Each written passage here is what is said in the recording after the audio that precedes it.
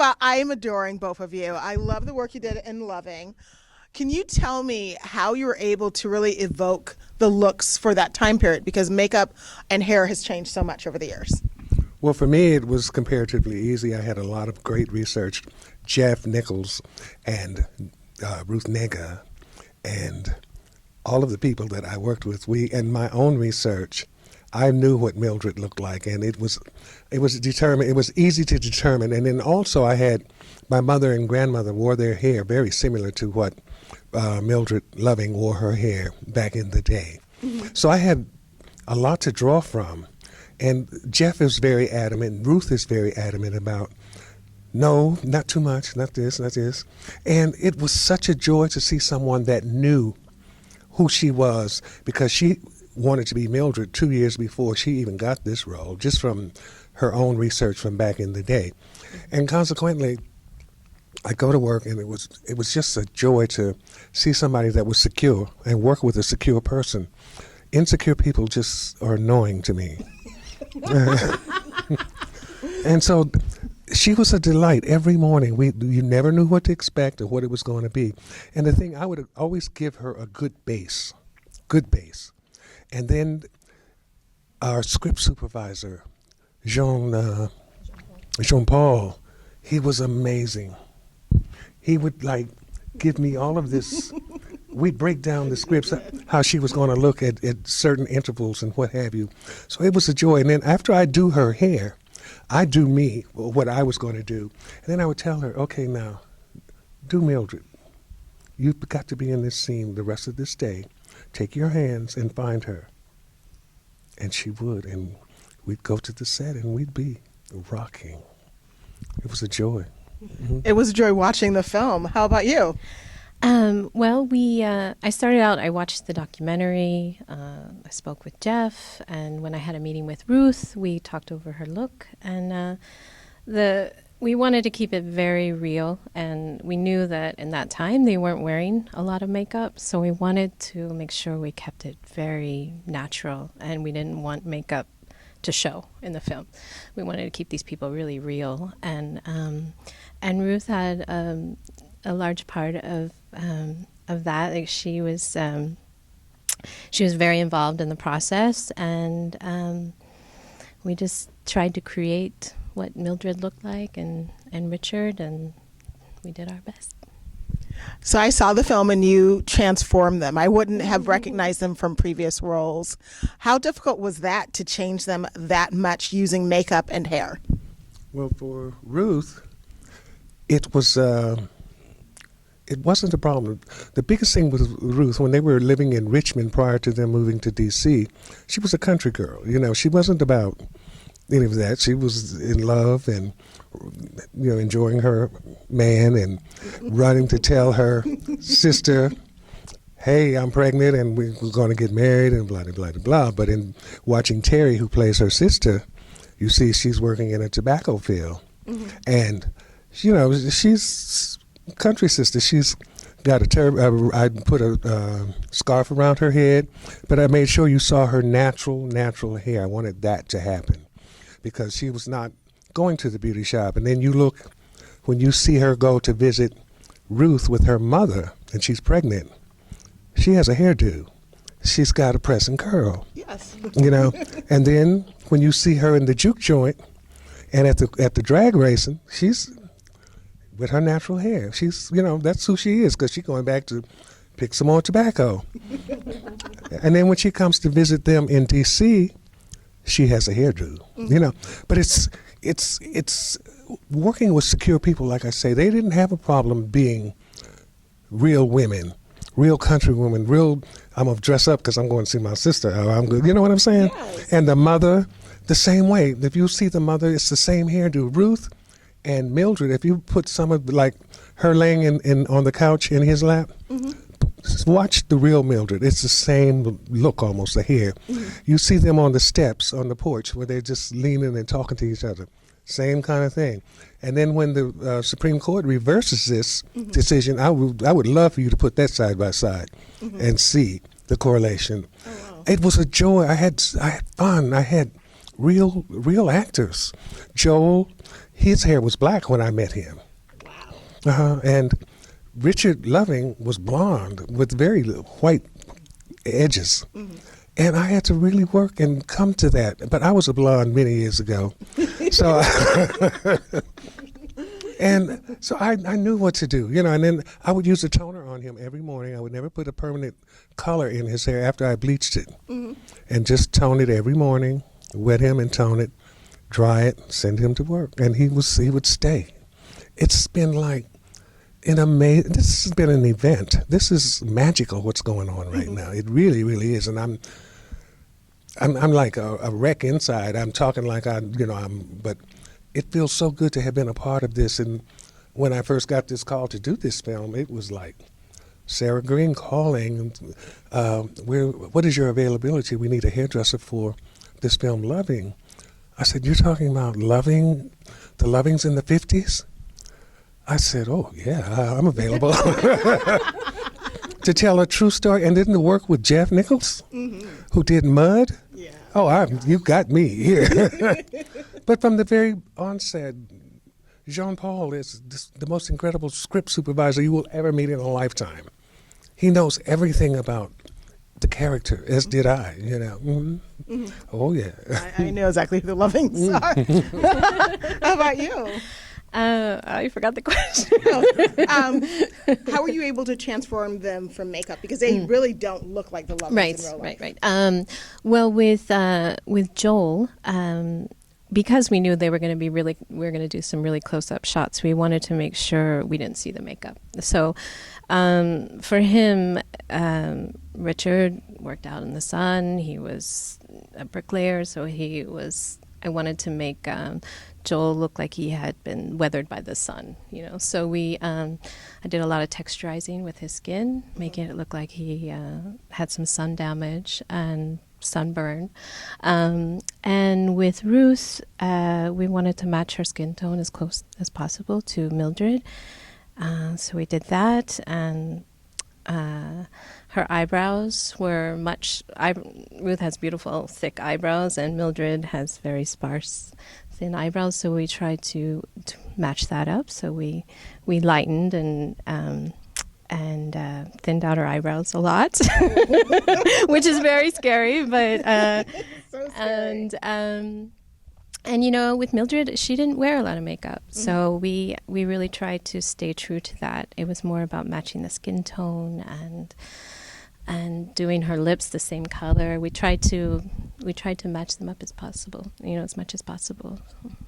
So I am going to be serious. I have to say I am very familiar with the Loving story. I mean, as a Black woman who has dated interracially, it must have been so exciting for you as a person of color and you as a woman to work on this film. I mean, you mentioned that, but could we go a little bit more into that? Well, you know, it's ironically, Ruth and I have worked together prior to this. I did a film with Andre 3000 in Dublin, Ireland, where he plays Jimi Hendrix. I did hear that. And but it went to Netflix. Oh, I'll have to watch that. Yeah, mm-hmm. But she was one of the characters in it, and so in talking to Sarah, and she was telling me who's in it, she said Ruth Negga. I said, I know that name. This was, you know, maybe a couple of years later, and then it dawned on me that I had worked with her, and so when we met again, it was just this joy, this love, that because we had a great relationship in Dublin. And the film for me was like, we're going to replicate what happened in real life on the big screen with this incredible man, Jeff Nichols. And I say that with the greatest of love I was passionate about this. We'd be out in the rain. Ruth and I, Julia and I, we would be driving to 50, 100 miles to go to work at 3 and 4 o'clock in the morning. And it was running into deer and possum and all this stuff running down the highway, you know, and it was like, this ain't working, you know. As much as we love this, you know. But it was just to get on that trailer every morning. This woman would make the best coffee. We had coffee in the morning. I'm not lying.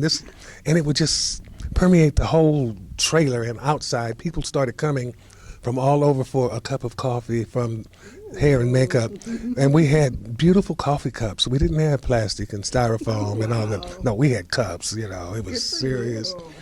And then we had all the day players, Michael Shannon, and all these actors that I had seen at one given time, and they were. Here I am working, and I've worked with a lot of people. I worked with Denzel for years, but just to see this and respect their bodies of work, and to have them come into our world, because we're the first things that you see in the morning, hair and makeup, before anybody, even wardrobe. They don't even see them because they put their stuff, hang their stuff in their trailers. Oh, okay.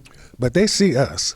And then you learn to listen. You learn to hear what the actors. And if you pick up the sides in the morning, you get sides every morning, you know what scenes we're going to do, and you know what emotions they have to evoke to get to wherever they got to get to. So sometimes we could just party and have fun, but other times you just get still and you follow their lead. Sometimes they'd want to run lines and get into character or do whatever, and so it ain't always about ha ha ha. It ain't like that. Ha ha ha is inside, because you're seeing them make you look good at doing your craft on them, and they're going to exercise it, and the people are going to see it on the screen, and they say, who did that? Julia Lallas did that fabulous makeup. Mr. Ken did that hair. Aaron did that incredible wardrobe. And it goes on and on. It was a crew of love. I speak truths. This was like something I've done a lot, but this was like every day we had our moments, We can be ugly sometimes, what I mean? And irritable. That's why Julie and I we told them we needed a ride. We couldn't continue to drive every day, So God sent us Vondell Edgerton. He's this incredible driver. He would pick us up at the hotel in the morning and bring us home at night. So we could sleep in the morning, but we're coming back, we were so excited, we'd be just talking and running our miles and talking about the day's events, And me. And you. Well, I was very honored to be asked to do this film. I worked with Jeff on Take Shelter, and he asked me to do this, and I sneaking out here, and so I was very honored to be a part of this film with these actors and have the collaboration with Kenneth and Ruth and Joel. We all worked together to come up with their looks, and it was nice to work with such open and trusting people where we could really work together. How many people are in the team? Just you two? No, I had Elizabeth, who was my key hairstylist, and then I had I was very fortunate when you're in towns and you don't know people, and we had to do background. People think that they're not just background; they're part of your palette. Oh. You look at the period. So these women had to look like the 50s, and the black women had to look like the 50s. So we had some with just natural hair. But I found these three gentlemen, and they came, and they were. It was so nice to see somebody excited. They wanted to be a part of it. They wanted to, Mr. Ken, and I was like, hey, I love y'all. You guys are making me look good now, And I said, I don't have a problem giving propers to whomever. And Elizabeth, she did all the children, and it was a nice collaboration. And I just thank God that He sent those angels to me, And then they had the big angel to be with them too, I can be the big angel because I was the papa of the group, you know what I'm saying? But we had so much fun. They enjoyed every day. Those three guys and Elizabeth, when she finished on the trailer, they would do anywhere from 100 to 150 people and have them on time. Wow. Oh, yeah. Then when I'd get through with Ruth and Joel, I would go out and I'd pick up my irons and I'd get on there and work with them, It was not like we were just a family. We just had a job to do, and we got it done. And that was like, wow, this is good, Yes, and I had Katie Middleton was my my assistant, and she helped me with everybody else. I mainly did Ruth and Joel. And then we had some extra makeup artists that would come in on the big days and help us out. One last question. As a Black woman, I'm very curious. Did you use the old school hot iron combs, or because I wondered how that looked? Because when you use a flat iron, it looks different than when No, you use I never straightened her hair, ever. She has beautiful hair. And what I would do, she would come with it dried. I would always send home conditioners with her, and she was such a sweetheart. She would use these conditioners that I gave her to use every day when she came, and all I did with her was I just pick up a piece of hair and curl it, and curl it. With a curling iron? Hotter, giving them old. Like the kind that you put in the oh yeah, oh yeah. And I used the little tiny iron on her hair, and because I knew I had to establish a base for her, because we might do a scene where her hair was kind of messy, but in the same day we would have to do a scene where her hair was neat, something like this, and so I had to have something that I could comb back into and replicate what we had done yesterday or the day before, you know. Yes. I curled it the same way every day, no matter what. And I'm just looking here, see I have clips and stuff in there. Oh, is that what that is? Okay. But I made sure that the base was right, that I could take it to wherever I had to do. The editor even called and said how nice it was to be able to put this film together without having to really go through any changes. It just fit. Oh, wow. But continuity-wise, we had like thousands and thousands of pictures everywhere. I always wondered, so you guys probably take a photo of a look to make sure you replicate it. Oh, Exactly. yeah, and you put the date that it was done and the scene number, and and you have a point of reference. You can go back to that, and there it is. So it was just fun, and I've never had such fun doing it. Well, I did a thing, Rage in Harlem. I must say that was a period piece too. Rage in Harlem with Robin I remember Gibbons, seeing that. Yeah, it was like in Janet the Glover, and 80s, Gregory Hines. And, 80s. Yes, I remember Mr. Hines and his brother. Yeah. I used to love that. But it was like, I love those periods. They just make me happy inside, And I guess because I kind of lived those periods too, You're too young for that. And then I like hair that moves, it just bounces and does things, Because like I say, pretty much everybody looks the same. They have the same haircuts, so the same feeling, and it's okay if that's what you like. But I like individuals that just create them. Even Ruth now, I watch her doing all this PR. She's just so fabulous to me.